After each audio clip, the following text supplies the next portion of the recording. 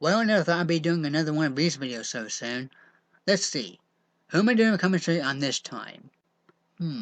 Oh, what a surprise! It's Brad. You know, that chick from my first run on this topic that felt the need to shove her own 2 cents into a conversation that had nothing to do with her. Let's see what she's ranting about, shall we? Okay, JW, first things first. We have absolutely no idea what you're talking about, and that became very obvious to me after reading the very beginning of your review.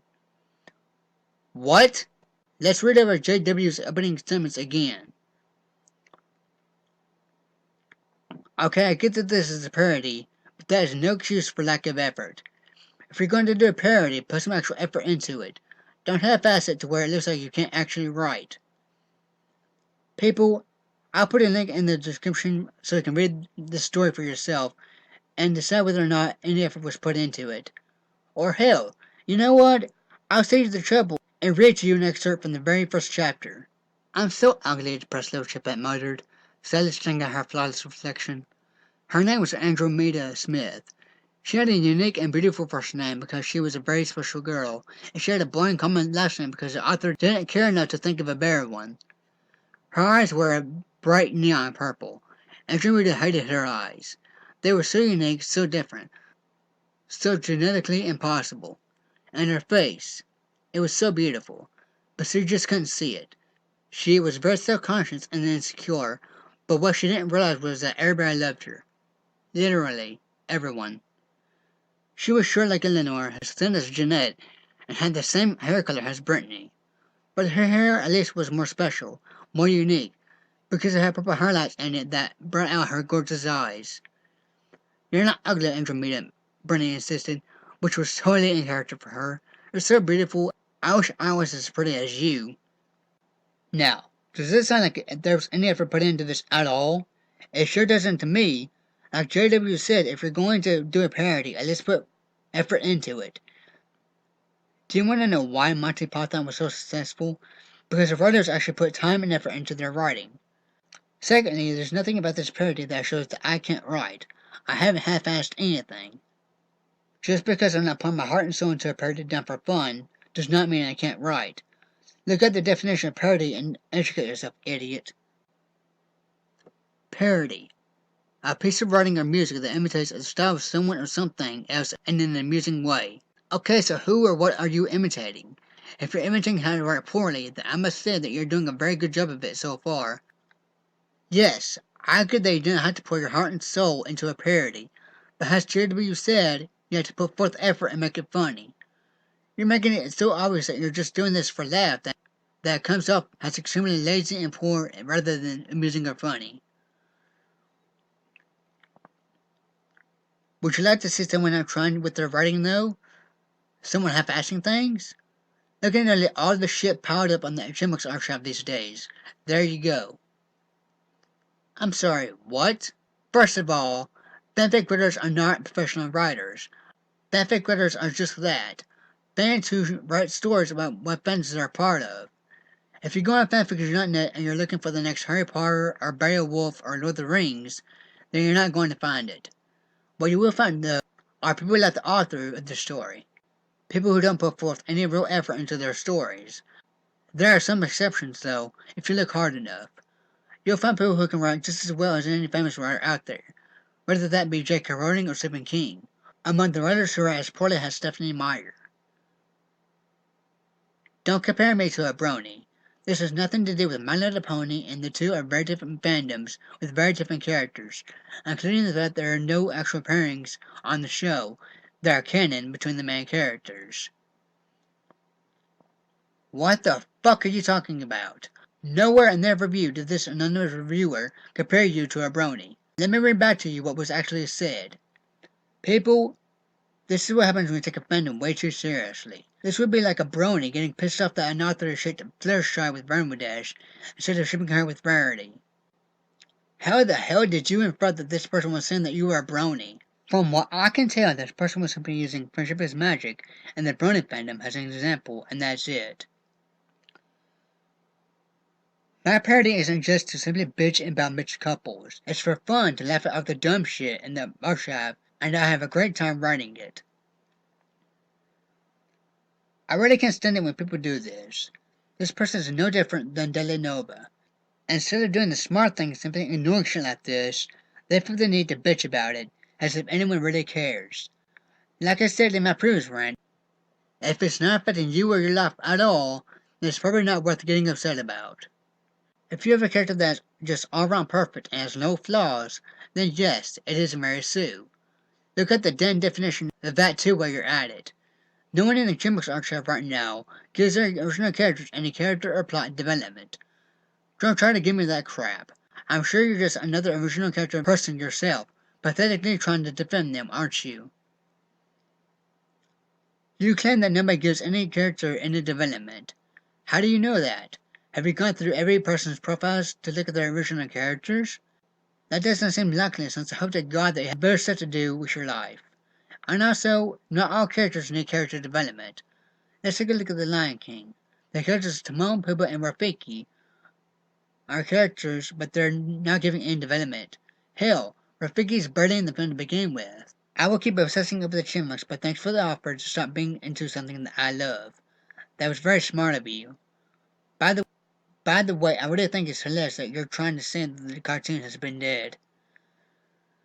Let me stop you right there, because you clearly haven't done your research on this. First of all, the cartoon series Alvin and the Chipmunks ended way back in 1990. It wasn't until 1999 that there was a direct-to-video feature film release called Alvin and the Chipmunks and Frankenstein. A year later, there was yet another direct-to-video feature film released called Alvin and the Chipmunks Meet the Wolfman. So if we take into account that the feature films released aren't canon, then that would mean that yes, JW is correct. The cartoon series has been dead for at least 24 years. What was that again about the cartoon series not being dead? Also, keep in mind that it wasn't until 2007, a few years ago, that Alvin and the Chipmunks was released. This film was responsible for resurrecting interest in the Chipmunks. How stupid can you be? The Chipmunk cartoon is far from dead. It might not be airing right now, but it is still kept alive in many ways. Please explain to me how the series is kept alive, because honestly, I don't see it. Also, I think it's very childish of you to insult someone's intelligence like that, just because they don't agree with why you're writing a story. This is what I expect of the internet, and I'm sure many people will agree with me on. On the internet, it seems you can't even watch a Christian video without some atheist douchebag coming onto the video and stating how stupid Christians are for their beliefs. It doesn't even have to be about religion. You could just disagree with someone, and instead of politely and respectfully saying, okay, that's your opinion and that's fine, they have to be a complete ass to you and tell you how stupid you are for disagreeing with them, and that you're retarded and shit like that. I think it's one of the main reasons why I rarely go onto the internet anymore. They sent me another review that says this: are you serious? There's nothing memorable about these characters at all. Like I said in my last review, these are nothing more than stereotypes. Are you serious, JW? Are you trying to say that the Chipmunks and Chipettes are not memorable characters? Really? I honestly am stunned that you could be so dumb as to say something like that. The Chipmunks and Chipettes are not stereotypes. Maybe if you actually knew more about them, you would know how well developed they are. But I'll let that one slide. You're clearly just an internet asshole who's trying to sound smart. Okay, there are several things wrong with this. First of all, yes, the Chipmunks and Chipettes are stereotypes. I rarely do this, but I believe in letting people speak for me when I can't say something better myself. This is one of those cases. So that being said, I let the Dick Mick explain why these characters are stereotypes. Then there's the youngest of the Chipmunks, Theodore. Theodore is the naive drum player that is the good-natured little dope ripe for Alvin's manipulations. Usually seen snacking on foods, the little furball is the only one trying to stop the squabbling between his brothers. Did I mention he's a fat ass? Obviously, because of my rant in the Scooby-Doo movie review, and the Back to the Future animated series review, I have to talk about this little asshat, Simon. Simon pisses me off. He keeps fitting the same stereotype that all smart people both wear glasses and speak in a monotone voice saying large words because they can. Simon usually serves as Alvin's foil due to his intelligence being the only thing that is capable of enabling a good chunk of Alvin's absurd plans. Now we move on to Alvin. I'd like to put his ass in an AMC Gremlin and hit the tank with a baseball bat. This cap-wearing little shit stain thinks he's far more clever than he really is, being that he is the title character. Most of the plot likes to think so too, but lucky for us, his cleverness backfires on his ass on a consistent basis. Alvin makes me want to punch nuns, and as any red-ass Scotsman knows, you never, ever want to punch nuns. Alvin is a manipulative little fuck that uses his brothers and Dave to get his way. Being that he's a lazy, glory-seeking jack maggot with an apathetic streak the size of both of my feet put together, he really pisses me off with his continual sunny streak and total disregard for common sense. Okay, so just in case you missed it, let me explain. Alvin is a boy startup who thinks he's cool and really hot looking, and other girls want him. This guy lacks common sense and is extremely impulsive. He acts first and thinks second. In short, the character is and what he calls a troublemaker and cares about no one but himself. Frankly, this character is an asshole douchebag. He's into sports, comic books, monster films, and the like. This character doesn't give a damn about school or grades. If I had to guess, this character is more than likely going to turn out being a juvenile delinquent before he's 15. Simon is a boy stereotype who's extremely intelligent, wears glasses, and uses big words all the time that nobody but him knows the meaning of. Of course, he has no interest in anything besides science and math. This character is so intelligent that he could easily skip middle school and high school and go straight to college. Another problem with this character is that his intelligence causes him to be a smug smartass. Take a look at this quote from Simon. I wish I had a lower IQ so that I could enjoy your company. Wow, what a dickhole. Despite being the tallest, he is the second child in the Seville family, meaning that Alvin is the oldest, by only 5 minutes. Of course, this cartoon series follows the tradition of the oldest being the most immature one of the two, something that I've never understood. Finally, we have Theodore. He is a boy stereotype who likes nothing but eating, and that's about it. True to the stereotype, this character is slow, naive, and unbelievably stupid. This character is terrible at school and can often be found either snacking or croaking, and that's about all you need to know about this character. As if these stereotypes weren't bad enough, we get these characters doubled in the Chipettes. Brittany is exactly like Alvin, Jeanette is exactly like Simon, Eleanor is exactly like Theodore. That's about all you need to know about these three.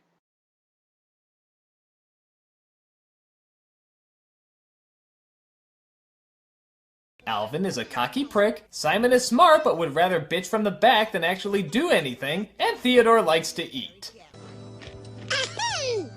He's fat! The Chipettes, on the other hand, why bother? I mean, they are fundamentally identical to Alvin and the Chipmunks. I guess you could argue that Jeanette had a little bit less personality than Simon, but other than that, they are identical. Well, they had a gender war. Hell, even with Babs and Buster Bunny, there were some differences and these unique identities, but here, nothing. It's just the Chipmunks, except they're a little girlier. So, the Chipettes were created to sing, not to be character foils to the Chipmunks, which will explain a lot. I guess a competition between the two would definitively settle the boys versus girls debate, as the fact that one side is boys and the other side is girls is their only point of difference. That and the fact that the Chipettes have clothes that fit. So, I've had to see what you mean when you said these characters are well developed. Based on the 3 things I've watched about these characters, honestly, there's no character development whatsoever. At the end of all 3 films, nobody has learned anything. Things go back to normal as if the events that occurred within the film never happened. How is that character development? Also, don't give me that bullshit about how there was character development in the series.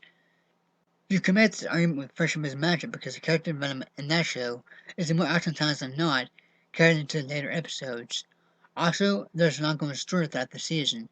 You can't make such an argument with Alvin and the Chipmunks, because whatever little character development there is in the show isn't carried over until the next episode. There's no ongoing show where that character development could be shown.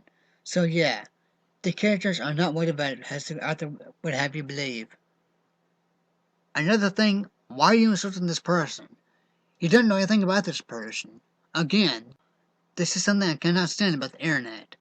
Why is it on the internet everybody has to be such a colossal dick? Nobody can just say, oh, you disagree with me? That's cool. I respect your opinion. Why is that so hard? No, we can't be civil on the internet. If someone disagrees with you on the internet, then automatically use your right to tell them off. Call them retarded and tell them that they're stupid and that they're an asshole for disagreeing with you. Because fuck me respectful and polite. Look how long the chipmunks have lasted. From the 60s chipmunks to the 80s chipmunks to the CGI chipmunks to the brand new cartoon that will be coming out next year. They are far from dead, and they are far from unmemorable.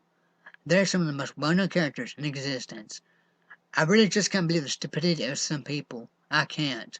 I've already explained why the chipmunks and chippettes are not memorable. They are nothing more than stereotypes that were common at the time. What's funny is, I was looking at a list of the most intelligent cartoon characters, and Simon was ranked as number 32 out of 40 different cartoon characters. He's right above Smurfette and he's below Quagmire. Now get this, Benjamin Dinkley was voted as number 2, and Stu Griffin was voted as number 1. Isn't that amazing? But seriously, these characters are no different from the other characters that were present at the time. Simon is no different from Velma or Brandy Smurf. Alvin is no different than Daffy Duck or Stewie. And Theodore is no different from Rolly or Jimmy Finster. I also find it hilarious how this person says that the Chipmunks and Chipmunks are some of the most well-known characters in existence. No, they're not. Let's take a look at fanfiction.net. Okay, let's see. 1, 2, 3, 4, 5. Alvin and the Chipmunks emerged as number 23 as the most popular cartoon archetype on fanfiction.net, with at least 4,000 stories. And really guys, that's not impressive at all. Especially considering the fact that Avatar The Last Airbender and Teen Titans are number 1 and number 2 respectively. Avatar The Last Airbender has nearly 38,000 stories, and Teen Titans has nearly 36,000 stories. My Little Pony Friendship is Magic is ranked as number 4, with nearly 18,000 stories. So again, what was that bullshit you were saying about how Alvin and the Chipmunks are some of the most well-known characters in existence? I don't see it. Deny all you want to, but Alvin and the Chipmunks will never be as popular as Avatar The Last Airbender, Teen Titans, or My Little Pony Friendship is Magic. And if you look, Alvin and the Chipmunks are above Ed, Edd n Eddy and Penguins of Madagascar, but they're below Ben 10. That should really tell you something about how popular this franchise is. It's not very popular at all. Just like with my previous rant, I took a look at the comments below the journal entry. This one didn't have nearly as many as Daily Novas, but they were still incredibly idiotic. Let me just say this. You know, if someone were to come onto one of these journal entries, like look at Fanpot 101 did previously, and say, you know what, I think you're wrong. I agree with the person who you're bitching about. I think I'd kill over. All these comments amount to, yeah, you tell him, Burdett. This person is an ignorant, stupid, uneducated dumbass. That's pretty much it. However, there are some comments that I would like to make a statement on. Here's one from Theodore Seville, 85. He says, this guy or girl, whatever, is the one who needs to stop obsessing and get a life. I'm sorry. What? Guy, let's take a look at your profile, shall we? What a surprise. Nothing but chipmunk-related crap. Hell, this is aiming art. I really can't stand it when people on art websites do this. Instead of actually learning to develop their art skills, they post pictures instead. If you want to post pictures, then go on Facebook or Instagram or some shit like that. Here's another comment. This one comes from PitchFan7. They write, and the whole effort thing is bullshit. All of those characters have been really clever, and I can tell you put a lot of thought and research into writing them.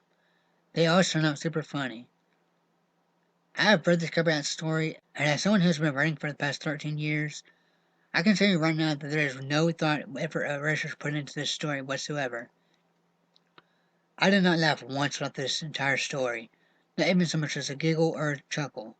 These chapters are so short and rushed that I honestly thought that the writer wrote them in 5 minutes and then posted them as soon as they were done. Let's look at another chapter. This is chapter 9. Now, I won't read the entire chapter, just a couple of excerpts. Now, before we get into the actual chapter, take a look at the author's note. As if it wasn't clear, this person and Miss Hall Gibson and Theodore Seville 85 are why I hate the internet. So let me see if I got this right. Anyone who leaves an anonymous review is a coward. Yeah, because you know, it's not like we have more important things to do, like studying for exams, getting ready for work, or taking care of our kids, or anything like that. No, we just sit in front of the computer all day, complaining about shit that we don't like. Kind of like you. I'm not kidding about this either. I swear to God, some people will post journal entries complaining about the fact that Miss Miller is sometimes called Mrs. Miller, or that an author will give Jeanette a nickname like Julie or Jean or something like that. This chapter is about OC babies. Don't you guys just love those stories where it's about nothing but OC babies? Because everyone knows that's totally what people come on this site to read about. Duh.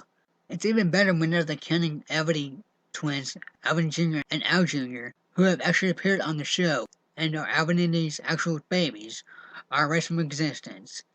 You'd think that more Alvinity fans would appreciate that they got actual kids. I know I do. I absolutely love the twins, and whenever they are replaced on an OC, it makes me sick. I know that Simonette and Theodore were never given children, so they had to have OCs if you want them to have kids. But most of the time, those OCs are never ever written right. People, this is why I'm not part of many fandoms, because some fanboys and fangirls are just, God, batshit insane. I did a Google search of these two supposed canon characters, and I didn't come up with anything. Any references to these characters were only found on fanfiction.net and profile pages, and even then the characters seem to have only made a couple of appearances. Not only that, but more often than not, in a series like Alvin and the Chipmunks, the times where they're shown to be grown up and married and have kids are nothing more than the characters' imaginations about what life will be like when they're older. And that doesn't make anything in that dream sequence canon. Going back to My Little Pony Friendship is Magic, this would be like Fluttershy daydreaming about what her life would be like if she were to get married to Babe Macintosh.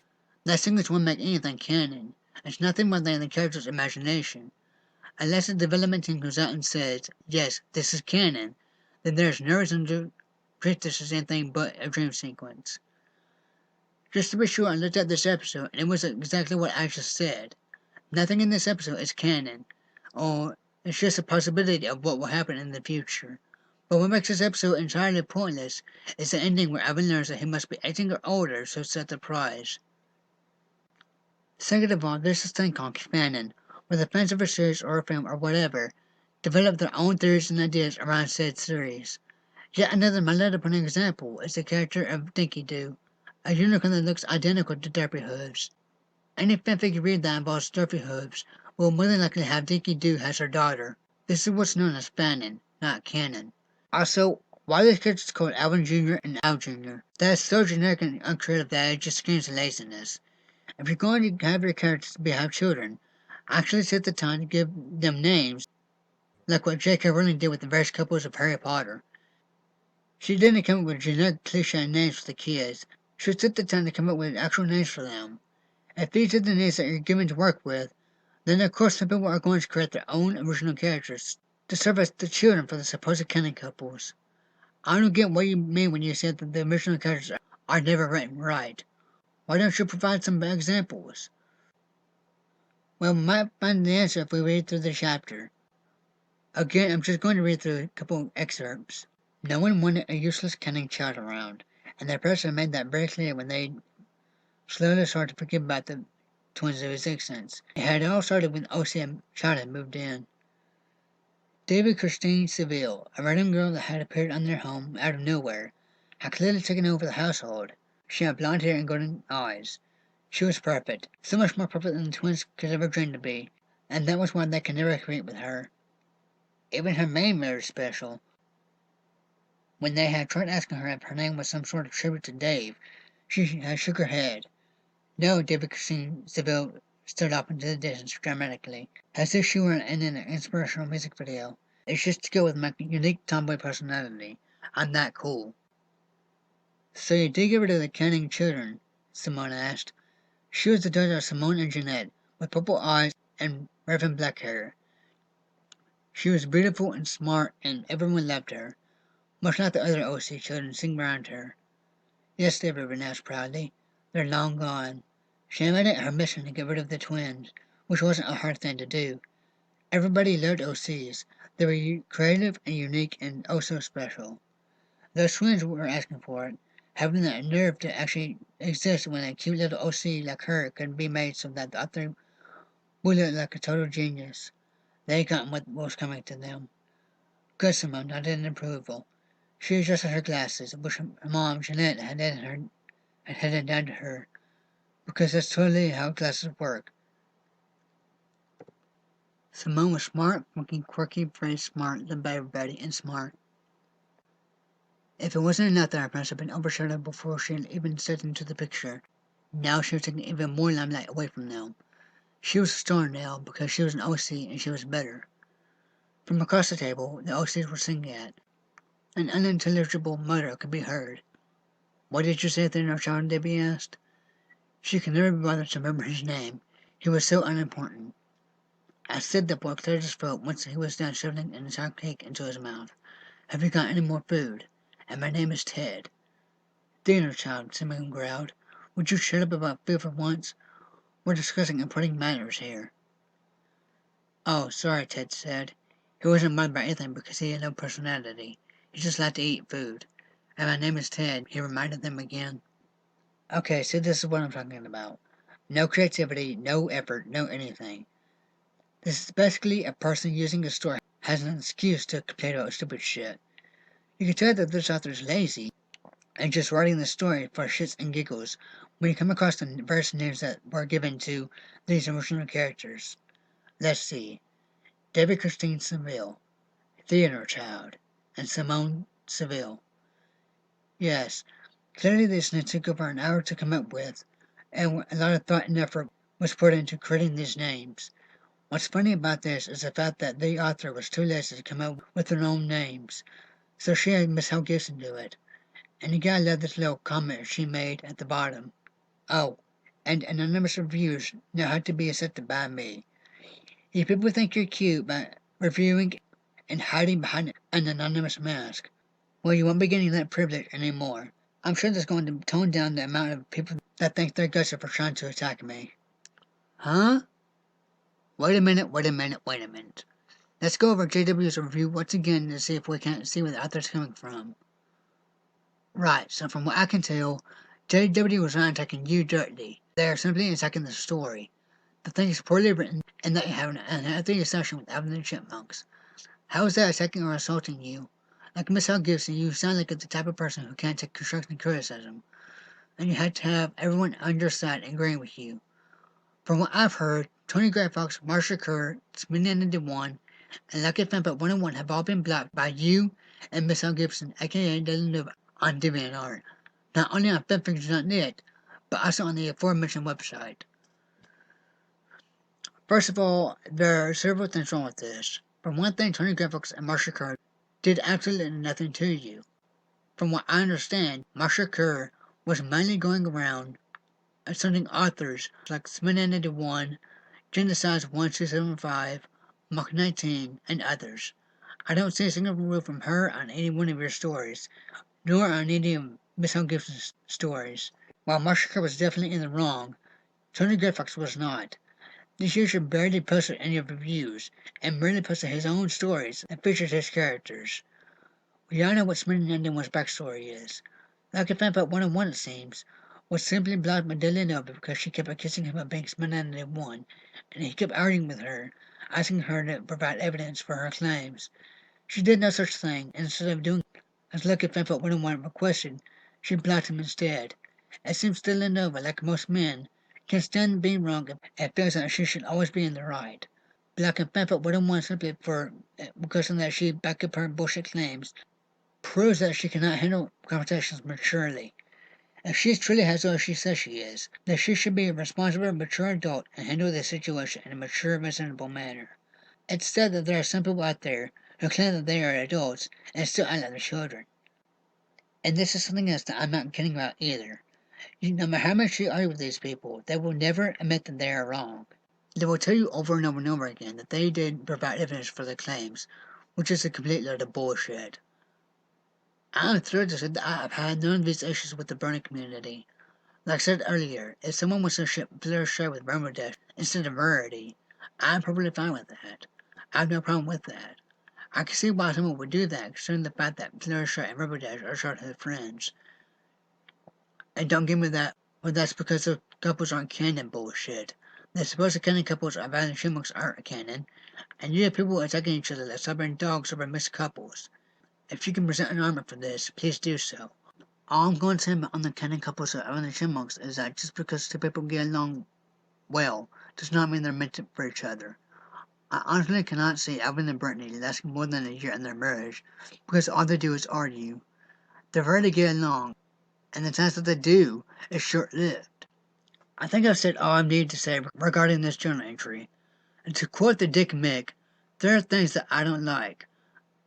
And if you're going to be a fanboy or fangirl dipshit about it, I'm going to insult you, because guess what? You're fucking stupid. Okay, you're trying to force me to sit your way, and you want to know what? I don't like Alvin and the Chipmunks.